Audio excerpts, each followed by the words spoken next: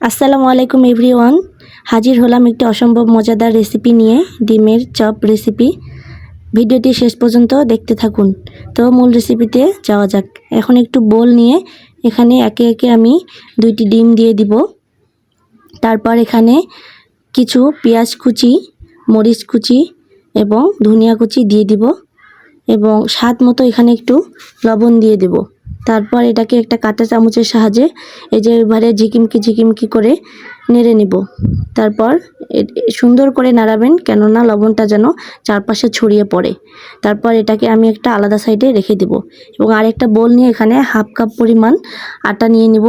তারপরে এখানে এই যে কালো জিরা, শুকনা মরিচের গুঁড়া, হলুদ, জিরা এগুলো সব আমি হাফ চামচ করে নিয়েছি এবং গরম মশলার গুঁড়োটা আমি 1/4 চামচ দিয়ে দিয়েছি। তারপর এখানে অল্প অল্প করে পানি অ্যাড করে একটা চামচের সাহায্যে আবারও সেই ঝিকিমিকি স্টাইলে নাড়তে হবে এবং এটা একটা মিডিয়াম স্তরের ব্যাটার তৈরি করতে হবে। এই যে আমি একটু একটু করে পানি অ্যাড করে এর ঘনত্বটা স্থির করতেছি। তারপর এখানে হাফ চামচ পরিমাণ বেকিং পাউডার দিয়ে দিব এবং 1/4 চা চামচ বেকিং সোডা। তারপর এখানে কড়াইতে তেল গরম করে আমি প্রথমে ডিমটাকে ভেজে নেব। তো দিয়ে দিলাম ডিম কড়াইয়ের মধ্যে। এই যে এভাবে আপনারা পুরো মিশ্রণটা দিয়ে দিবেন কড়াইয়ের মধ্যে। তারপরে এটাকে আপনারা যে যাই বলুন না কেন, চামচ, সুন্নি, হাতা, আমি চামচ বলে থাকি, এটা দিয়ে ঝকমকা স্টাইলে এভাবে চারদিকে ছড়িয়ে দিয়ে আবার এটাকে 2 সাইড এভাবে ভাঁজ করে নিতে হবে এবং সাবধানতার সাথে এটাকে উল্টিয়ে নিতে হবে। এই যে আমি উল্টিয়ে নিলাম। ভিডিও দেখার প্রসেস অনুযায়ী এভাবেই আপনারা করে নেবেন। তারপর এটাকে ছোট ছোট পিস বেগুনি আকারে কেটে নিতে হবে। ঠিক এভাবে আমি কেটে নিচ্ছি, আপনারাও ওভাবেই কেটে নেবেন। এই যে বেগুনের শেপে আমরা যেভাবে বেগুনের চপ বানায় রাখি, লম্বা লম্বা করে কাটি, ঠিক সেইভাবেই আমি ডিমগুলোকেও কেটে নিচ্ছি। ওভাবে আপনারাও কাটবেন। ডিমগুলোকে কাটা হলে আবারও একটু ভালোভাবে ভেজে নিব। তারপর ওই তেলের মধ্যে আমি আরও কিছুটা পরিমাণ তেল দিয়ে দিব এবং তেলটা হালকা গরম হয়ে আসলে এখান থেকে 3-4 চামচ তেল আমি এই বেটারের মধ্যে দিয়ে দিব।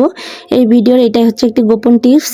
আপনারা অবশ্যই যে কোনো চপ ভাজতে গেলে ওই বেটারে গরম তেলটা দিয়ে দিবেন, তাহলে এটা খেতে অনেক ক্রিস্পি হবে। তারপর ডিমগুলোকে আমি এইভাবে বেটারের মধ্যে চুবিয়ে কড়ার মধ্যে দিয়ে দিচ্ছি। যে একে একে সব দিয়ে দিচ্ছি। এটা আমাকে 2 ধাপে করতে হবে। প্রথমে 4টা দিয়ে দিলাম, তারপর এগুলো হালকা ব্রাউন কালার হয়ে গেলে আমি উল্টিয়ে দিব। আপনারা ঠিক এভাবে উল্টাবেন। অবশ্যই এটা অনেক সাবধানতার সহিত উল্টাতে হবে, কেননা ডিমটা অনেক নরম হয়। এই যে দেখতে পাচ্ছেন, এইভাবে উল্টানো হয়ে গেলে আমি এটাকে আরও একবার কোট করে নিব।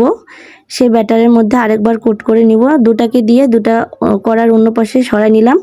অবশ্যই ভুলেও আপনারা আমার মতো এই কাজ করতে যাবেন না, কাঁটা চামচ দিয়ে দিতে যাবেন না, তাহলে এভাবে ভেঙে যাবে। তখন আমি আবারও সেই হাত দিয়ে ট্রাই করে নিলাম। দুটো দেওয়া হয়ে গেলে আর বাকি দুটোও দিয়ে দেব। তারপরে কিছুক্ষণ পর এগুলোকে উল্টিয়ে নিব ভালো করে, দুপাশটা যেন ব্রাউন কালার ভাবে ভেজে নেওয়া যায়। এই যে এভাবে ভেজে নেবেন আপনারা এবং বাকি দুটোও দিয়ে দিলাম। অবশ্যই এগুলো অনেক সাবধানতার সহিত ভাজতে হবে, উল্টিয়ে উল্টিয়ে। তবে দ্বিতীয় কোট 2বার কোট করার ফলে এগুলো অনেকটাই শক্ত হয়ে গেছে এবং অনেক মুসমুসে হয়েছে, খেতেও অসম্ভব মজাদার। আপনারা অবশ্যই চেষ্টা করে দেখবেন আমার রেসিপিটি। যদি ভালো লাগে আমার চ্যানেলটি সাবস্ক্রাইব করে দিবেন এবং আমার ভিডিওটিতে একটি লাইক দিয়ে দিবেন।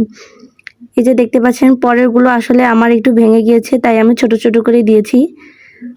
আপনারা চেষ্টা করবেন যেন আপনাদেরটা ভেঙে না যায়। এই যে ঠিক এইভাবে দিয়ে আমি এগুলোকে উল্টিয়ে নিব। তারপর আবার ব্যাটারের মধ্যে কোট করে দিব।